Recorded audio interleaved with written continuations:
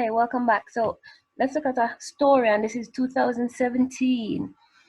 And remember when we talked about stories in terms of how to approach the exam, a story is similar to a poem, but it is usually a bit easier to follow. The content should be easier to follow, even though it will contain literary devices, words or sentences that you're not supposed to necessarily take literally. Stories contain sequences of events, and you'll find your characters, and based on what they do and how they speak, we learn about them. All right, so let me read the story for you. Don't take it to heart, shark. Life's got plenty lessons to teach you yet, partner. This bush does reduce you to an animal, and then you got to fight your way back to prove you are a man. You better get moving, and don't let sundown catch you before you reach Nameless River. I left half of my supplies with bulla and tonic, poured boiling water into the barrel of my rifle, tested the action of the boat, and set out. I knew bulla and tonic were watching me, but I didn't look back. I walked quickly, feeling my prospecting knife slapping against my thigh. The forest darkened, and my footsteps sounded louder under the tall trees. I wasn't afraid of animals or snakes, and for the first time, I felt certain that I would overtake my uncle and Santos. The only fear I knew was for the thing I was about to do with no witness but God and the forest trees. But this fear was remote as I swung downhill. The sense of being alone filled me with a particular gladness. I looked up at the sun and quickened my pace. I saw a Nameless River from a hilltop. The molasses black stream flowed by 100 yards away. For a long time I stood still, watching every movement below and scanning the far bank of the river. I descended stealthily until I came to a mora tree which leaned over the river. I hid my balata pouch between the rocks and crouched down to wait. Okay, that's a nice story. 31. This bush, okay, so there was an expression. It said, this bush does reduce you to an animal, and this implies something, which means we're not going to take this literally. And if you look at the options, there are options there that they are very similar. They are literal, more literal in the definition. So for the bush to reduce somebody to an animal, do you think this person is literally going to become an animal? Not at all. And so the best answer for 31 would be C. So being in the bush, in order to survive and make your way through the bush, then you're going to have the instincts like an animal. You're going to have to be sharp like an animal. And so C is the best answer. 32. The advice given to shark in the first sentence.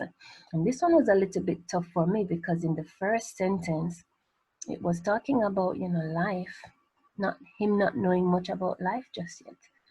And that line about the bush, reducing him to an animal. And the second sentence was the one about not letting sundown catch him before he got to the river. And so, in my opinion, 32, the answer would be D, but I was a bit torn between A and D, but in my opinion, D would be the best answer for 32. 33. Now in line 6 to 7, it said that the forest darkened. Now again, are we supposed to take this literally? And to help us, if we go back to the passage, when this is over and pause, go back, the sun had not yet set. So we know that had nothing to do with it being actually dark because of the sun. And remember, he did mention that the trees were very tall. And so the answer for that one would be D. It darkened only because the trees were blocking out the sunlight. 34. Molasses black, and of course this was talking in reference to the river. So to say the river was molasses black was actually a reference to the color of the river. And so 34 is A. 35. Remember, he said now that he stood on the hilltop and he was scanning. He could see the river and he was scanning. What conclusion may we draw about shark doing that scanning? And of course, the best answer for 35 would be A, to scan. And I mean, he was very careful about it. So he was really trying to examine before even proceeding to the river. 36.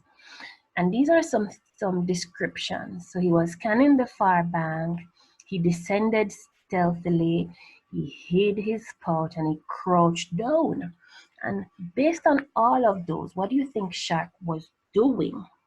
And for 36, the best option would be C, because to be scanning and to be stealth about your movement, you're hiding, you're crouching, you're obviously trying to protect yourself from somebody who might hurt you or something. So yeah, this C would be the best answer. 37. The only feeling shark did not experience, based on the passage, he didn't feel satisfaction, but he was scared at first, he felt alone. Of course, he felt some type of anticipation, but he did not feel any form of satisfaction.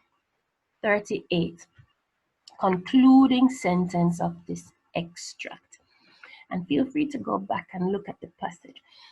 But the concluding sentence, just as how we talked about him crouching and hiding, just getting himself ready, was really that he expected to see something. He was waiting to see something. And of course, this was not a friendly encounter. So A would be the best answer. 39. And this was a little bit tough for me too, but if we were to find a suggested title, like to come up with a title for this extract, I was thinking that because everything was about getting to the river, that Nameless River would be a good title, but it really wasn't enough in terms of the content in the story wasn't enough about the river, even though it seemed that at the beginning it was mentioned and this was his goal to get to the river. But most of the story really took place in the bush, and so D would be the best answer in terms of a title, because the entire series of events took place in the bush. And of course, from the beginning, he was told that the bush was going to be a big part of his life lessons. So that's it for the story. All right, take care.